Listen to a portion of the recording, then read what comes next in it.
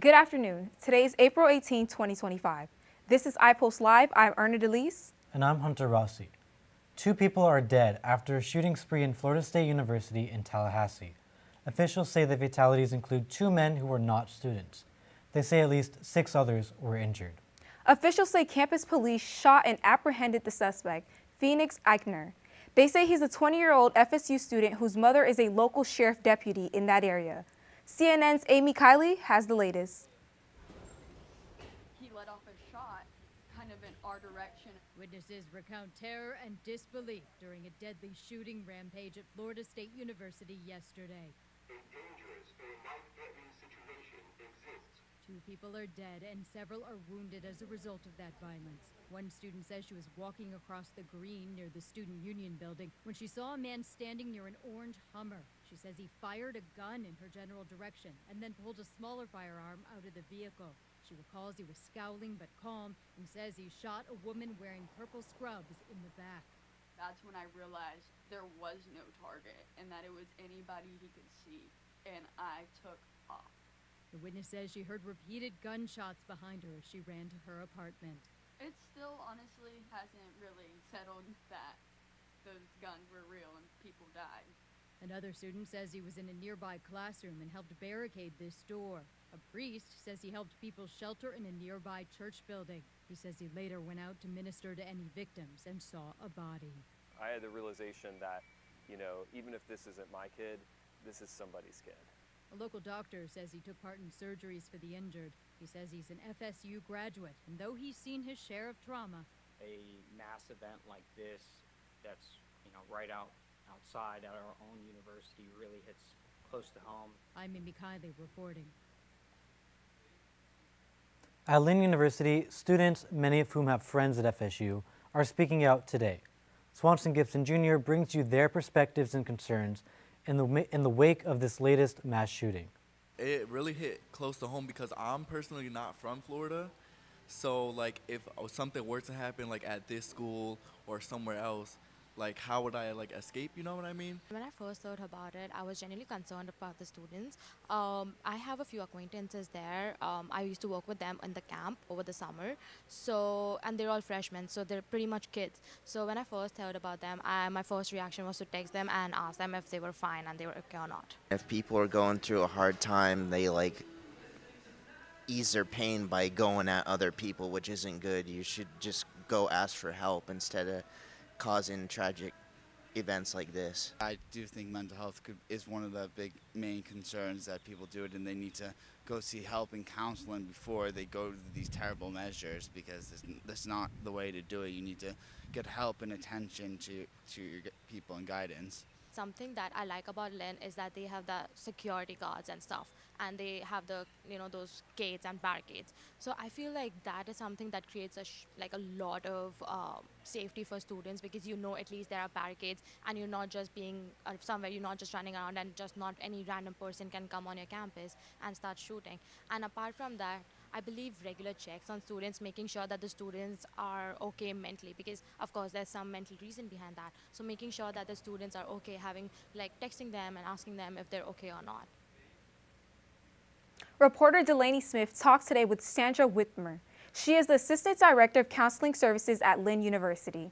She spoke about counseling resources, and while a motive for the mass shooting has not yet been determined, she also spoke about the mental health problems that in extreme cases can lead to violence. Please talk to us. What are students typically going through after an event like this? Both students who were there at FSU and students here at Lynn who are looking at the events that happened. I think at first it's pretty surreal, just this disbelief this is actually happening. And it's happening to me, and it's happening where I am. We hear about it, we read about it, but it's always a little bit removed. So when it's actually me that's in the situation, there's that sense of is this really happening? And then some kind of shock, just disbelief. There's that fight or flight mode gets in, so adrenaline just kind of floods our body, and we really just react immediately, initially. That's all we're doing, is just reacting, not even thinking. And what mental health resources are available here at Lynn for students who are emotionally affected by this event? That's a great question. We have counseling services available Monday through Friday, 9 to 5, 9 to 6, depending on the day. And the services that we provide here, they're free. It's included in tuition. So there's no extra financial burden. And we can get students in pretty quickly. Sometimes we have walk-in crisis appointments available if a student, isn't expecting to have a strong emotional reaction, but then they just find themselves in a tough way. They can just walk in, and more often than not, we'll get to see them within the hour. And how can students, teachers, parents, peers, communities help identify when someone doesn't seem like themselves? What are the signs? I would say the biggest indicator that I could say, like sweeping across the board, is a change in demeanor. So if somebody's usually withdrawn and then you notice that they are in fact still withdrawn, not a concern. But if someone's usually outgoing and then all of a sudden their demeanor changes, that's what we look for. And how important is it for counselors and faculty to have a relationship with their students regarding school violence? I think connection is so important. It's so key, not just education situations, but just across the community. Having a connection with somebody so people don't feel disenfranchised, so people don't feel isolated and alone, so they know that if they do feel in a bad way, starting to have some thoughts they're not comfortable with or they think could be harmful or hurtful, they have someone that they can speak to. We turn to other news now. This week marks 12 years since the Boston Marathon bombing that killed 3 people and injured hundreds more. 2 self-radicalized brothers became the subject of a manhunt. One was killed, the other sits on death row. Reporter Ellie Nickel brings us that story. April 15th, 2013, a day for celebrating Boston marathoners, turned so savagely, so suddenly into a day of death, destruction, and nationwide shock. I talked to Everett Chapman. He was 9 years old at the time. I was at my grandmother's place up on the coast of Maine, and we ended up watching the marathon, like we do every year, and we all saw it unfold on live television as it was happening. Everett's dad had run the Boston Marathon 11 years in a row. He sat out that fateful day. It definitely brought everyone together in a way. We had the whole Boston Strong thing going on, sports games were centered around that, jerseys for athletes. I grew up in New England too. My dad, Jeff Nickel, ran the marathon that day. So it was probably about an hour maybe after the explosion happened, but I was, on the interstate and I saw just a big line of police cars flying down the interstate going the other way. His phone, like so many, began ringing nonstop. I started getting texts and calls on my phone from people that knew I had been in Boston running the race, asking me if I was okay and all of that. A year later, my dad was back at the marathon, Boston Strong on display for all the world to see. I was glad that I ran it again the next year, because if you start living your life just scared of every bad thing that can happen, that's no way to live. But also at the same time realizing every moment we have is a gift. In the face of terror, Boston stood tall to remind the world what it truly means to be Boston Strong. I'm Ellie Nickel reporting for iPulse News. Environmentalists today are alarmed by a Trump administration plan to eliminate habitat protections for endangered and threatened species. In Florida, wildlife experts say that the Florida panther, manatee, and spotted owl are protected right now because of current rules that prohibit habitat destruction. But its critics say under the new proposal, their habitat might disappear if a developer could prove they did not intend to harm an endangered species. I talked today with Ron Miguel, a wildlife expert and the Miami Zoo ambassador. It has huge implications. What this amendment wants to do to the Endangered Species Act is basically say, look, the only way you can really be charged with harming an animal is by physically harming the animal itself. In other words, injuring the animal, handling the animal, scaring the animal, doing the animal. It eliminates the protections that the habitat that the animal needs to survive in. In other words, it's saying, to put an analogy, you can say, okay, I'm not going to hurt you, Ron. I'm not going to hurt you at all. But I am now going to take away the publics, the roads that you have to go to certain areas, your ability to survive. This is a very short-sighted approach. And basically what it seems to be doing, to me, my personal opinion, is that it just seems to be opening the ability for people to go in and start exploiting habitat. cutting down forests, using it for lumber, using it for whatever natural resources at the expense of the endangered species that need that habitat to survive. So it's very short-sighted and incredibly dangerous, especially for Florida, where we have so many fragile environments. You know, whether it be a rock pineland, whether it be a mangrove area, all these different areas that provide homes, provide sanctuaries for so many different animals, provide food for these animals. If you can go in there and destroy the area where they live, how are they supposed to survive? Even though you're not physically harming the animal, you're not shooting the animal, you're not hurting the animal directly, you are indirectly pretty much cutting off its life. And any final thoughts? You know, my main final thought is this, that we need to start being very careful about eliminating the protections that we have for not just animals, but for the habitats they live in. At the end of the day, people need to realize this. We are connected to all of this wildlife. We are connected to all of these habitats. Before this latest news broke, we recently had a chance to speak to Loggerhead Marine Life Center. There is a few species of turtles at their facility that are on the endangered list. Allison Wallace has the story. Loggerhead Marine Life Center is one of Florida's most visited nonprofit scientific destinations focused on sea turtle conservation. Let's go check out how they're saving the sea turtle population. I spoke with the workers at Loggerhead Marine Life Center to get their insights about sea turtle nesting seasons, the safety of sea turtles, and why it's so important.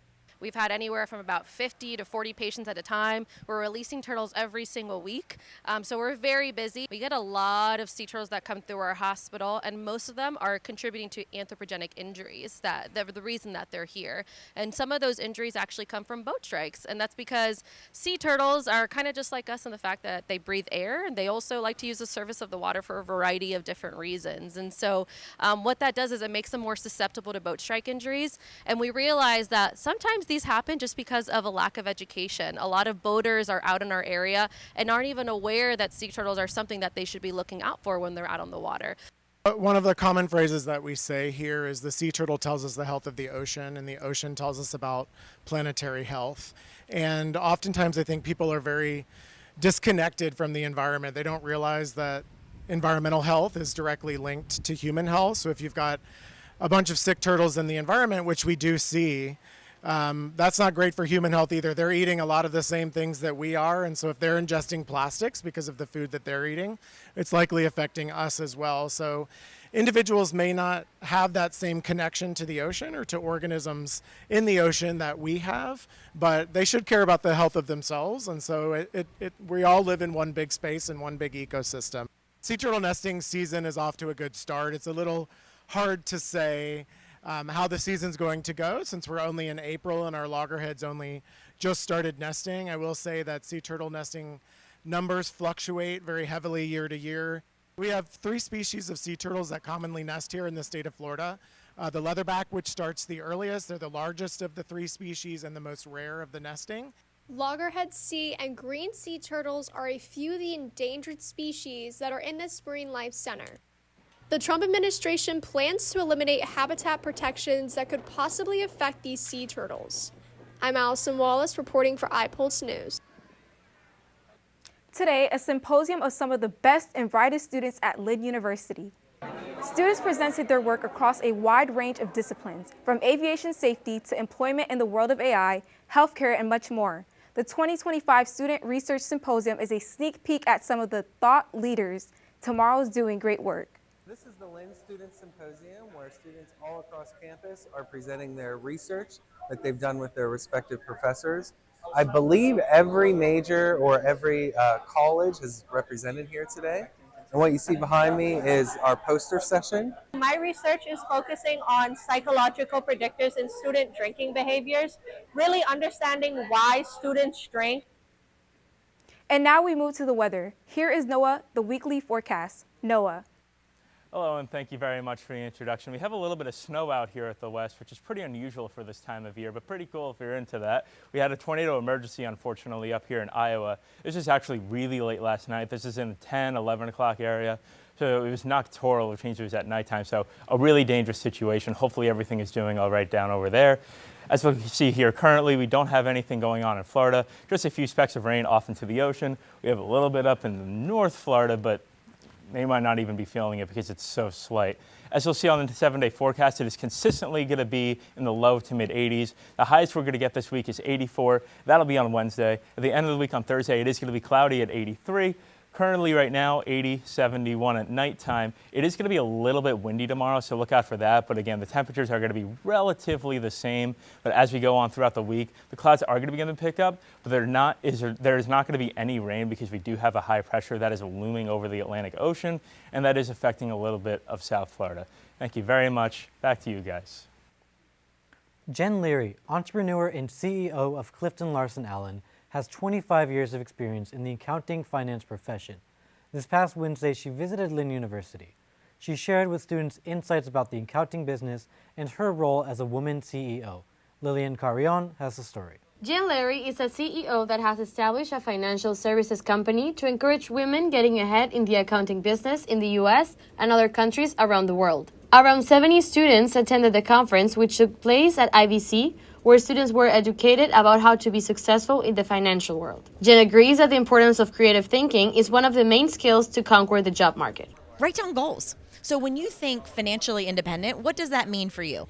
Is there a number you have in mind? Is there something that you want to accomplish? Make sure you write that down and then talk about it with people who have been there, done that, and then create your plan. What is it that you want to accomplish in your first year, in your 5 years, and then maybe longer term dream? It's hard to think too far in advance because it just seems a little bit too much of an ambiguity, but think about what you want to do in the short term and the long term, and then making incremental progress. I'll tell you one thing. When I graduated from college, student loans, no money, first-time job, my dad said, put $50 away in an automatic asset builder in a mutual fund. That's it, just $50. And I said, I can't afford that. He said, just trust me.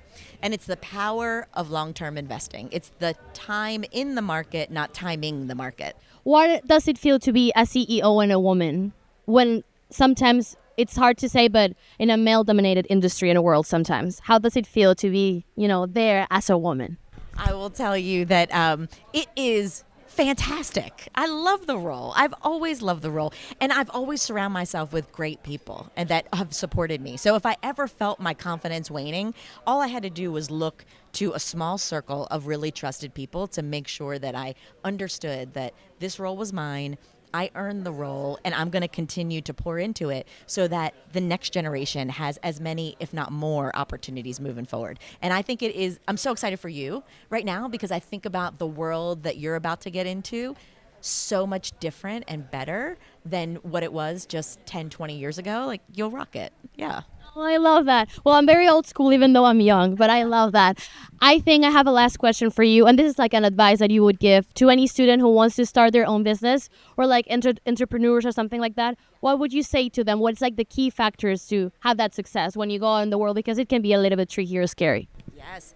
Well, I think, first of all, think about what it is that you want to create in your business. Right? A lot of people have ideas, but to take an idea and create a sustainable business are two completely different things, right? So to have a great idea and then say, do I have a market for it? Do I have a team that can pull it off? Do I have the capital to fund it? Those are really important questions. Socialize your idea and then make some incremental progress. Make sure that you understand accounting. A lot of people can kind of sell themselves into bankruptcy in many ways. And so if you understand accounting, you have a good accountant, and then just continue to drive toward that dream. I also spoke to some students in the audience to get their thoughts on the conference and their future aspirations. Isabella, is there anything in particular that you loved about like this CEO coming here to Lynn University and speaking about business? No, that was an amazing experience. She talked about so many things, and it's really nice to see how she's a business leader, thinking about all the different departments, all the different strategies. So going the extra mile, instead of just doing her job, she is literally thinking about everything. So having that perspective and having that early on, being able to experience that and have that idea, it's a good sense of direction and to where I want to do in my life as well. My name is Lilian Carreon, reporting for iPulse News. Whether you're into superheroes, sci-fi, or vintage collectibles, one South Florida comic shop is proving what's old is new. Tate's Comics just celebrated 30 years in business with a massive sale that drew fans from all over. Reporter Guillermo De Domenico was there. Marvel, Star Wars, Back to the Future, Indiana Jones. No matter what your interest is, you can find it at Tate's Comics. They recently opened their comic book vault for a 36th anniversary sale. Dozens of excited comic book customers scrambled to fill their boxes with all they could get. It's a little chaotic. I've been coming to the Tate tents for the past 3 years, so I'm used to this madness, but it's definitely a lot. What got them so excited? Comics that originally sold for $7, now available for $1 each. Toys selling at superhero discounts, $8. Jesse Malero makes props for a living. He's so excited he came to buy one of his own creations. I found the Harley hammer. The irony of this is I made this originally about 10 years ago, and I sold it, and here I am buying it back. Happy customers filled their arms and imaginations with every conceivable comic world icon. Superman, All-Star Superman. Big green guy. Kaisen, I've really been invested in that lately. Collection of superheroes with their own internal problems. In our digital online world, this day is a time trip to a bygone era of hand-drawn heroes. I enjoy the storytelling the comic books have. Even though a lot of people don't view them highly, I do. They are pretty much most of my childhood. Even iPulse benefited from the sale by bringing a life-size Lego Batman costume to his new home at Lynn. Guilherme De Domenico reporting for iPulse. As we close our broadcast today, we end where we began, with our hearts and prayers going out to the FSU family. And our thanks to the real-life superheroes, police and first responders who risked their own safety as they rushed to protect a university campus. FSU will hold a campus visual for the victims at 5 p.m. today. Thank you all for tuning into today's broadcast. I'm Hunter Rossi. And I'm Erna Delise. Be sure to join us next Friday, and you can find us on YouTube at Lynn iPulse. Have a good day.